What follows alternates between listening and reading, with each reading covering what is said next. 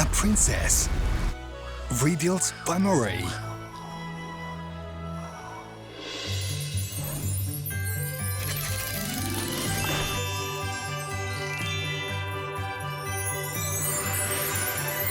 Rebuild the world.